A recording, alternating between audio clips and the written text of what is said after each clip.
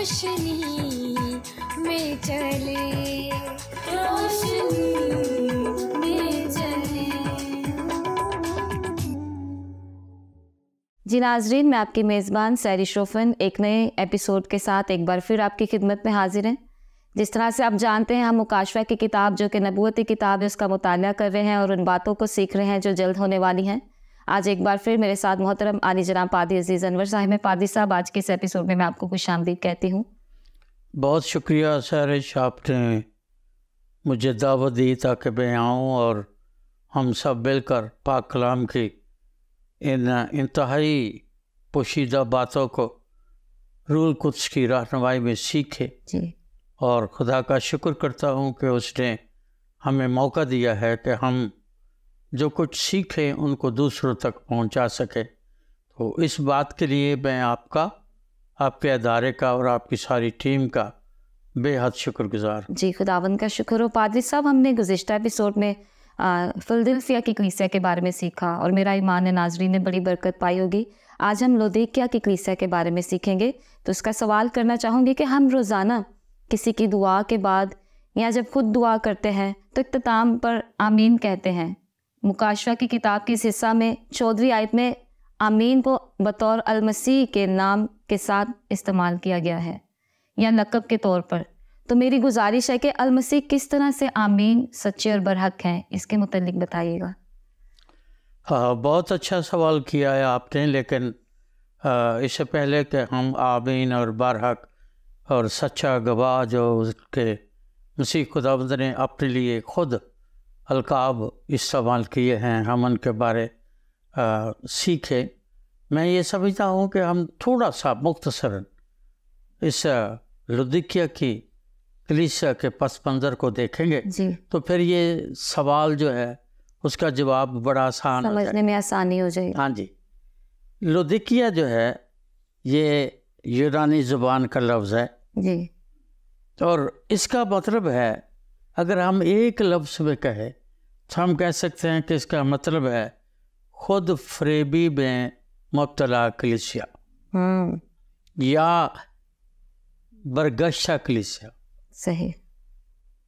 اور یہ وہ دور ہے، جیسے میں نے پہلے کلیسیاؤں کے بارے آپ کو بتایا، یہ وہ دور ہے جو مشنری سروسز یا خدمات کے بعد کے دور کو پیش کرتا ہے۔ ٹھیک۔ ہم نے دیکھا تھا کہ کس طرح مشنریز نے خدا کے کلام کو لوگوں کے سامنے پیش کیا اور جانیں بھی دی، اور ان کی خدمات کے سلے میں ہزاروں، سینکڑوں، بلکہ لاکھوں کا جو کانٹیننٹس تھے وہ مسیح خداوند پر ایمان لائے۔ ٹھیک۔ جب وہ ایمان لائے تو پھر دنیا میں گلوبلی ایک بہت بڑی کلیسیا نے جنم لیا جو اس بات کے دعوے دار تھے کہ ہم پروٹسٹنٹ ہیں، ہم اصلاح کلیسیا کے ممبرس ہیں، یعنی ہم وہ فروٹ ہیں جو اصلاح کلیسیا کے نتیجے کے طور پر ایمانداروں کے طور پر اس دنیا میں آیا ہے۔ جی۔ اور جب وہ اس دعوے کے طور پر بات کرتے تھے تو پھر ان کو یہ خط لکھا گیا۔ صحیح۔ یہ خط جو ہے وہ، جیسے میں نے پہلے آپ کو بتایا، 1876 1876 کے بعد کے دور سے لے کر آج تک کے دور کو پیش کرتا ہے۔ صحیح۔ اور یہ وہ سال ہے 1876، وہ سال ہے جس سال امریکہ غیر ملکی تسلط سے ابراہم لنکن کی لیڈرشپ میں آزاد ہوا۔ اور اس لیڈرشپ جو تھی اس کا نعرہ یہ تھا کہ ہر چیز جو ہے وہ جمہوری ہے۔ ٹھیک۔ ڈیموکریسی کا نعرہ پہلی بار دنیا میں لگا، حالانکہ میں اس بات سے متفق نہیں ہوں۔ ڈیموکریسی کا دعویٰ یا اس کی جو تعلیمات ہیں وہ تو مسیح خداوند کی تعلیمات میں آلریڈی موجود ہے جی، کہ وہاں لوگوں کے لیے، لوگوں کے واسطے اور لوگوں میں سے حکومت جو ہے یا جو جماعت جو ہے یا جو کلیسیائیں جو ہیں وہ قائم کی گئی. جی. لیکن اس میں جب انہوں نے ڈیموکریسی کا نعرہ لگایا تو پھر دنیا میں دو نظریات نے جنم لیا. صحیح. پہلا نظریہ یہ تھا انجیل پہلے سنائی جائے یا پہلے سوشل ورک کیا جائے. صحیح. اگزامپل دیتے تھے لوگ مسیح خداوند کے کہ پہلے کھانا کھلائے یا پہلے بیماریوں سے شفا دے اور پہاڑی پر بیٹھ کر واز کرے.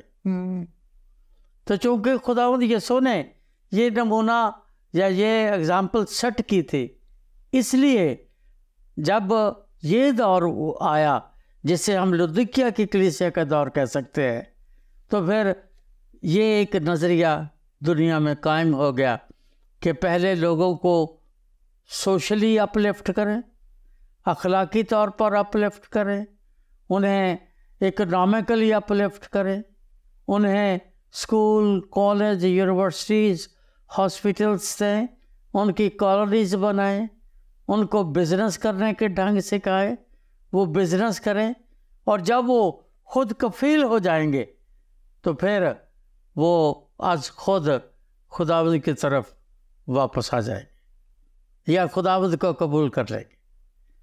لیکن یہ ہو نہ سکا. اس کی وجہ کیا ہے؟ اس کی وجہ ایک تو آپ کو یاد ہوگا کہ خداوند یسوع نے بتایا تھا کہ تم خدا اور دولت دونوں کی خدمت نہیں کرتے. پیروی بھی نہیں کرتے.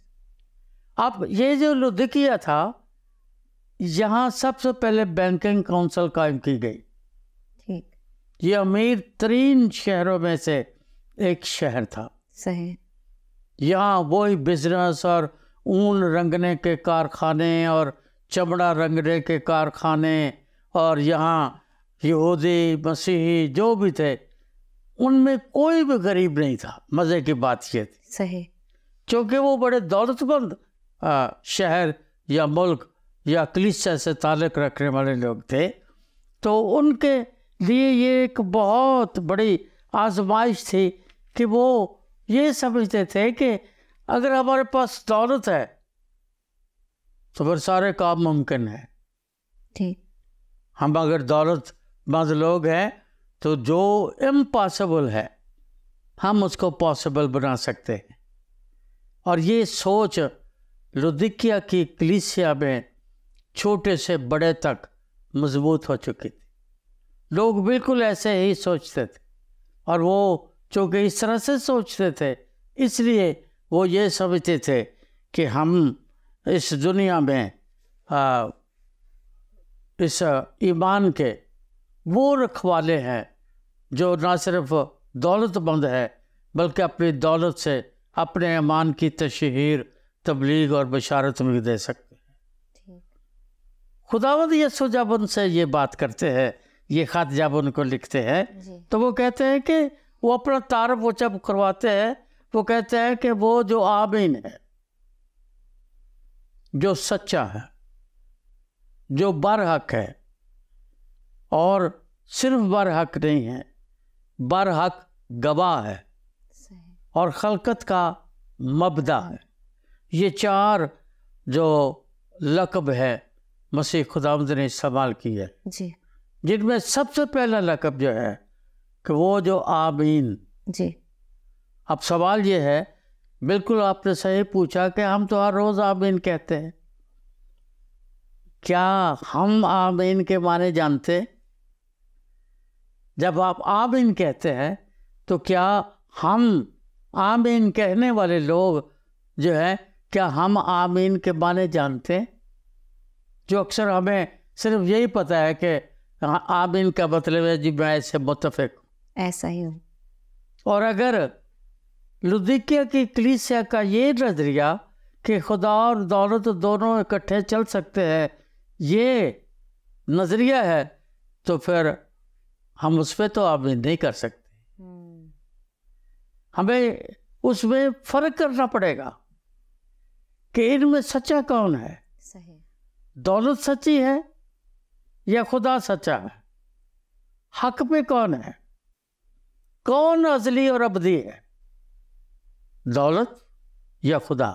جی کیونکہ آمین جو ہے یہ عبرانی زبان کا لفظ ہے، ٹھیک یہ اردو فارسی یا عربی کا نہیں ہے، عبرانی سے عربی میں اور فارسی میں اور اردو میں آیا ہے. ٹھیک اور یہ جو آمین ہے یہ اس بات کی سچائی کو پیش کرتا ہے کہ جو کلام کر رہا ہے سچا وہ ہے. تمہارے نظریات، تمہاری سوچیں، تمہارے اسکول آف تھاٹس، تمہارے مکتب فکر، تمہارے طریقہ کار، تمہاری ٹریڈیشنز سچی نہیں ہیں، بلکہ جو تم سے کلام کر رہا ہے، جس زوم میں تم مبتلا ہو کہ ہم دولت مند ہیں اور ہم خدا کے قریب بھی ہیں اور ہم بالکل درست راہ پر ہیں، یہ بات یہ جھوٹ ہے، کیونکہ صرف ایک ہی سچا ہے. آمین جو ہے وہ صرف مسیح یسوع ہے، کیونکہ وہ جو آمین ہے، جب ہم آمین کہتے ہیں تو اس کا دوسرا معنی جو عبرانی زبان میں ہے وہ یہ ہے کہ وہ لا تبدیل نیچر یا طبیعت رکھتا ہے. یہ آمین کا مطلب ہے. صحیح.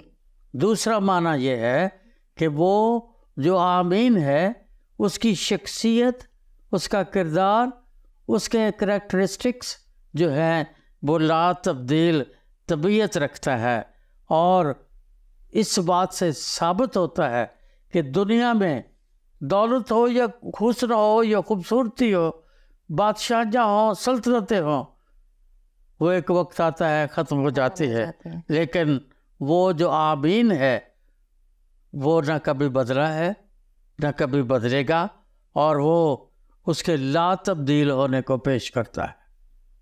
اس لیے جب ہم آمین کہتے ہیں تو پھر ہمیں یہ یاد رکھنا چاہیے کہ ہم کس بات کے لیے آمین کہہ رہے ہیں.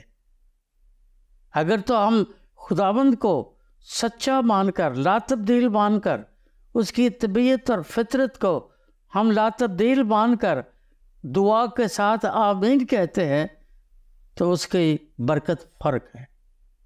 لیکن جس طرح لودیکیا کے لوگ کہتے تھے وہ بات غلط تھی، اس لیے یسوع نے کہا آمین میں ہوں، میں سچا ہوں، میں تو لا تبدیل ہوں. یہ دنیا تو تبدیل ہوتی جا رہی ہے، ڈے بائی ڈے ہر نئے سورج کے ساتھ دنیا بدل رہی ہے. دوسری بات جو آمین کے لیے ہم نئے بائبل مقدس میں پڑھتے ہیں وہ یہ ہے کہ وہ اپنے وعدوں میں لا تبدیل ہے. جب آمین کہتے ہیں، ہم دعا کرتے ہیں، فرض کیا میں خداوند یسوع مسیح کے نام سے مانگتا ہوں تو اور پا لیتا ہوں آمین، تو اس کا مطلب یہ ہے کہ وہ اپنے وعدوں میں سچا ہے، اس لیے میں آمین بھی کہتا ہوں. ٹھیک. وہ اس کے وعدوں میں لا تبدیل یا سچا ہونے کی بات کی کا مطلب آمین ہے. صحیح. جب ہم بائبل مقدس کا مطالعہ کرتے ہیں تو مجھے کسی نے پوچھا تھا تو پھر میں نے اس کو کچھ عرصے کے بعد جواب دیا، اور ڈاکٹر یوگے چو نے بھی اپنی کتاب چوتھے رخ میں اس بات کا ذکر کیا ہے. اس وقت مجھے نہیں پتا تھا کہ ڈاکٹر صاحب نے یہ اس بات کا ذکر کیا ہے، لیکن جب میں نے اس کا مطالعہ کیا تھا بائبل مقدس کا جی تو 36,580 وعدے بائبل مقدس پہ ہے. 36,580 وعدے خدا کے پاک کلام میں ہیں. اور جب اتنے وعدے ہیں جن کے بارے پولس خط لکھتے وقت یہ کہتا ہے کہ وہ سب سچے ہیں اور ہاں میں ہیں، ان میں کوئی نہ میں نہیں ہے، تو پھر وہ آمین ہے. پھر وہ آمین ہے کیونکہ اس کے بعد سچے ہیں. اور جب میں اس کو اپنے لیے روز یاد کرتا ہوں اس بات کو، کیونکہ میں نے جب 36,560 کو، اب مجھے حساب کتاب میں میتھمیٹکس کو نہیں جانتا، لیکن جو جتنا مجھے آتا ہے، جب میں نے اس کو دیکھا ہمارے سال کے کتنے دن ہیں 365، یہودیوں کے کتنے دن ہیں؟ یہ تو یہ کیلنڈر ہے نا جو آپ کے پاس ہے، جی اس کیلنڈر میں سال کے دن ہیں 365، جی یہودیوں کے ہیں 364، صحیح مسیحیوں کے ہیں 362، صحیح کیونکہ سب کے کیلنڈر سے فرق ہے۔ ہم 365 کی بات کرتے ہیں۔ صحیح اگر ہم 36,560 کو 365 سے تقسیم کریں تو جواب کیا آئے گا؟ 365 دن ہے، ہم سال ڈھونڈ رہے ہیں، جی تو جب اس سے کریں گے اس کو تقسیم تو پھر 84 سال کچھ مہینے بنتے۔ صحیح تو جو آمین ہے وہ ہر نئے سورج کے ساتھ آمین ہے، صحیح ہر نئی شام آمین ہے۔ آپ سو کر اٹھتے ہیں، اس کا ایک وعدہ آپ کے تکیے پر، آپ کی دہلیز پر، آپ کی ٹیبل پر ایک نیا وعدہ پڑا ہے، کل والا نہیں، آج والا، کیونکہ 84 سال کچھ مہینے وہ وعدے آپ کے لیے ہیں۔ تو جس کے وعدے اتنے ہیں اور ہر نئے سورج کے ساتھ ہر نئے دن جب آپ سو کر اٹھتے ہیں جی۔ آپ کے لیے ایک وعدہ موجود ہے، تو پھر تو وہ عابد ہے۔ اسرائیلی قوم جب صبح سو کر اٹھتی تھی تو دروازے پر من پڑا ہوتا تھا ہر روز تازہ اور نیا، بے شک اور بالکل یہ اس من کو داؤد جو ہے زبور نویس فرشتوں کی خوراک کہتا ہے۔ وہ تو فرشتوں کی خوراک اسرائیل نے کھائی، تو ہم تو خداوند کے وعدوں کے ساتھ جیتے ہیں جو سب ہاں میں ہیں، اور چونکہ ہاں میں ہیں ہم ان وعدوں کے ساتھ جیتے ہیں، اس لیے وہ آمین ہے۔ اس لیے آمین کہنا انتہائی بڑی برکت کی اور خدا کے فضل کی بات ہے۔ تو اسی کو آگے بڑھاتے ہوئے آپ سے ایک اور سوال کرنا چاہوں گی کہ سجدہ تو صرف خدا کو جائز ہے، پھر یہودی مسیحیوں کو کیوں سجدہ کریں گے؟ اس طرح وہ گنہگار کہلائیں گے، اس ساری بات سے کیا مراد ہے؟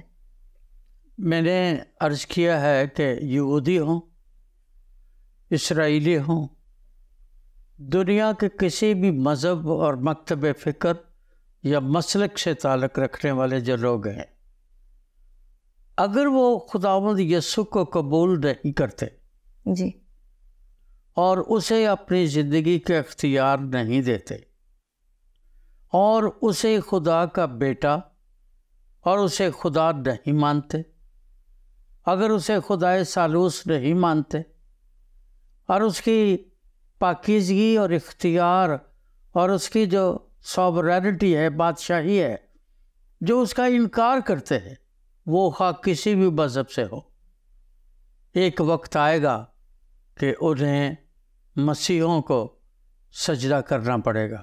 اس کا مطلب مسیحوں کو نہیں ہے، سجدہ وہ خداوند یسوع کو کریں گے، بے شک کیونکہ وہ اپنے جلال کے تخت پر بیٹھے گا، اور وہاں لکھا ہے متی کی انجیل میں، اور قومیں وہاں پر حاضر کی جائیں گی۔ جی اور قوموں سے مراد کوئی ایک قوم نہیں ہے، وہ جمع کسی گا۔ جب قوموں کو حاضر کیا جائے گا تو پھر دنیا کے تمام مذاہب، قومیں، وہ خدا کو مانتے ہیں نہیں مانتے ہیں، پیگنس ہیں کیا نہیں ہیں، لیکن جب عدالت کا دن آئے گا تو پھر عدالت کے روز تو کوئی بچ نہیں سکے گا۔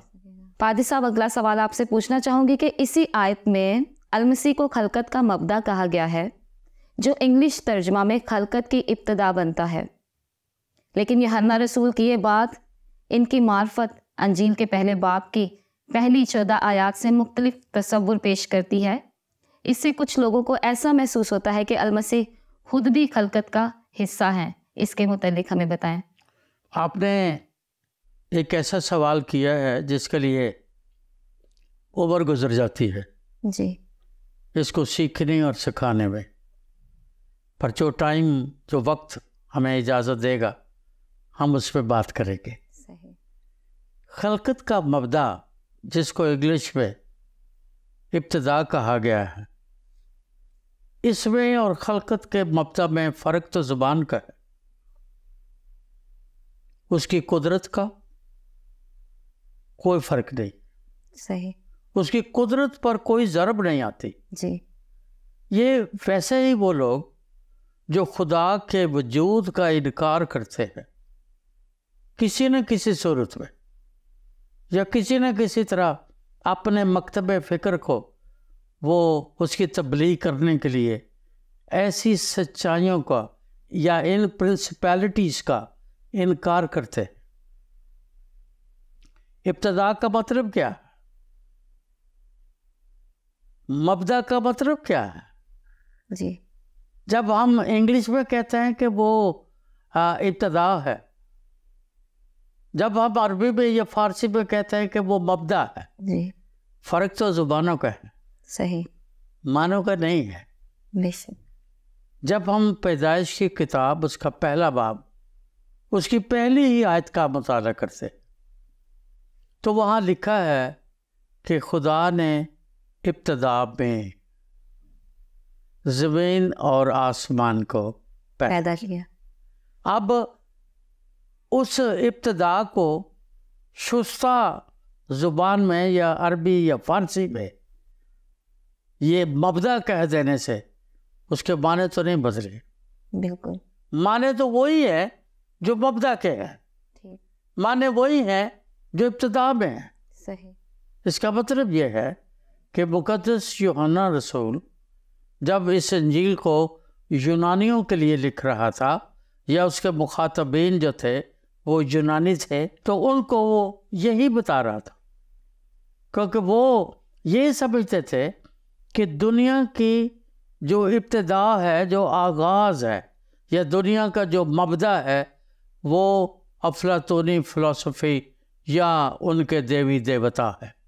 ٹھیک، ہندوؤں کے ہاں بھی یہی ہے، بہت سارے مذاہب کے ہاں تخلیق کائنات کے یا آغاز کائنات کے یا آغاز انسان کے اپنے اپنے نظریات اور اپنے اپنی سوچیں ہیں، لیکن یہاں کوئی شخص بات نہیں کر رہا، صحیح، کوئی نظریہ بات نہیں کر رہا، کوئی مذہب بات نہیں کر رہا، کوئی نبی پیغمبر یہ بات نہیں کر رہا، یہ دعویٰ کر رہا ہے مسیح خداوند جو خلقت کا مبدأ ہے اور جس کے وسیلے سے لکھا ہے، اس کے وسیلے سے یوحنا کی انجیل پہلا باب اس کی 4 آیت میں لکھا ہے، اور جو کچھ بھی پیدا ہوا وہ اس کلمے یا کلام یا ابتداء کے وسیلے سے پیدا ہوا ہے، وہ ابتداء جو کلام کی صورت میں آغاز کائنات پر موجود تھی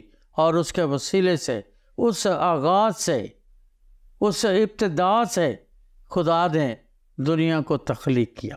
صحیح، دوسری بات کہ مسیح خداوند اس خلقت کا حصہ ہے، اس میں کوئی ایسی برائی کی بات نہیں ہے اور نہ ہی مسیح یسوع کی الہی حیثیت پر، اس کی قدوسیت پر کوئی ضرب نہیں پڑتی، بے شک، کیونکہ وہ خدا ہے اور خدا تو کب سے ہے یہ ہم نہیں جانتے۔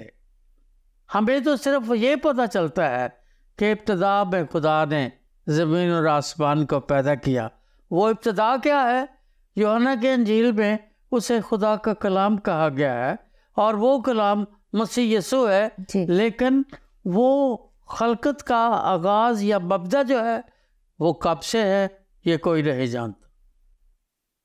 وہ خدا جب سے ہے، اس کا مطلب وہ کلام تب سے ہے، جی، جب سے خدا کا وجود ہے، اس کا مطلب کلام موجود ہے، کیونکہ کلام لفظی اگر ہمارے پاس بائبل کی صورت میں نہ بھی ہو تو کلام نفسی تو ہے نا۔ جی، خدا کے نفس میں، اس کے سانس میں، اس کے الہام میں، اس کے روح میں خدا کا کلام تو موجود ہے، بے شک، اور اسی کلام سے اس نے کہا ہو جا، اور ہو گیا۔ کوئی نقشہ نہیں ہے، کوئی پورٹریٹ نہیں ہے، کوئی اس کے پاس ایسی چیز سامنے نہیں پڑی جس کو دیکھ کے اس نے کہا ایسا ہو جا۔ جی، وہ اس کے دماغ میں ہے، اور خدا کے ذہن میں، دماغ میں، اس کی حکمت میں، اس کی دانائی میں، اس کی وٹ میں جو کچھ موجود تھا اس نے صرف منہ سے کہا ہو جا تو وہ ہو گیا۔ اور وہ جو ہو جا وہ کیا ہے؟ وہ خدا کا کلمہ ہے، اور وہ جب ہو گیا تو پھر وہ خلقت میں نظر آتا ہے، ہر جگہ موجود ہے۔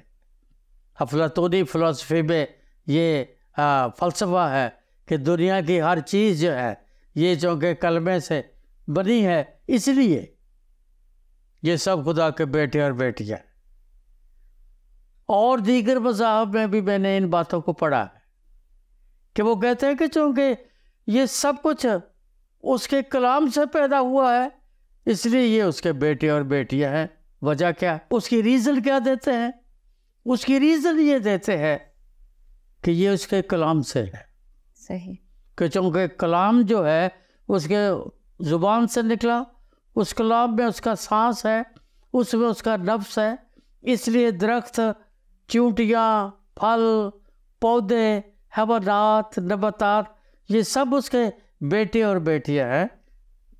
اور اگر ہم کسی طرح اس بات کو کسی حد تک مان لیں، حالانکہ یہ ہمارے ایمان کا حصہ نہیں ہے، ہم اس پر ایمان نہیں رکھتے ان باتوں پر، لیکن اگر مان لیا جائے تو پھر یہ سارے بیٹے بیٹیاں جو ہیں وہ کہاں سے نکلے ہیں؟